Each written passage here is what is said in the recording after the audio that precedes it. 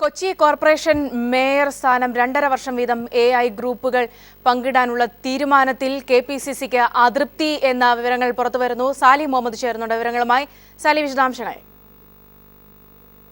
സൗമ്യ, 2.5 വർഷം വീതം മേയർ സ്ഥാനങ്ങൾ പങ്കിടാനായിരുന്നു AI വിഭാഗങ്ങൾ തമ്മിൽ ഇന്നലെ ഉണ്ടാക്കിയ ധാരണ.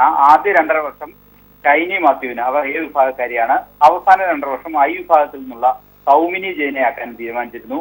I വിഭാഗത്തിൽ നിന്നുള്ള TJ വിനോദിനെ ഡെപ്യൂട്ടി മേയറാക്കാനും ഇന്നലെ നേതാക്കൾ തമ്മിൽ അനൗപചാരികമായ സത്യത്തിൽ ധാരണയിലെത്തിയിരുന്നു.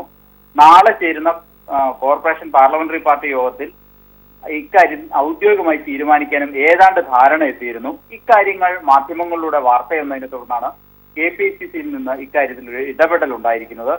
ഈ രീതി അംഗീകരിക്കാനാവില്ല എന്നാണ് KPCC DCC നേതൃത്വത്തെ അറിയിച്ചിരിക്കുന്നത്. അതായത് KPCC പ്രധാനമായും ഇക്കാര്യത്തിൽ അഭിപ്രായ വ്യത്യാസം പ്രകടിപ്പിച്ചിരിക്കുന്ന ഒരു കാര്യത്തിലാണ്. ഒന്ന്, 5 വർഷം തുടർച്ചയായി ഒരാൾക്ക് മേയർ സ്ഥാനം നൽകണം എന്നത് KPCC കഴിഞ്ഞ ദിവസം ചേർന്ന KPCC തയ്യാറാക്കിയ മാനദണ്ഡങ്ങളിൽ പ്രമുഖമായ ഒന്നായിരുന്നു.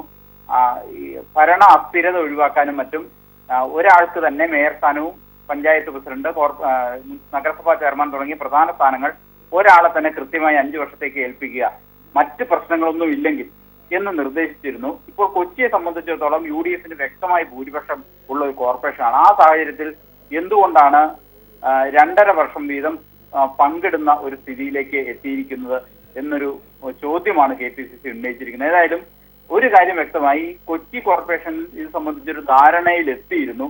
ആ ധാരണ ഇപ്പോൾ KPCCയുടെ ഇടപെടലിലൂടെ പ്രതിസന്ധിയിലായിരിക്കുകയാണ്.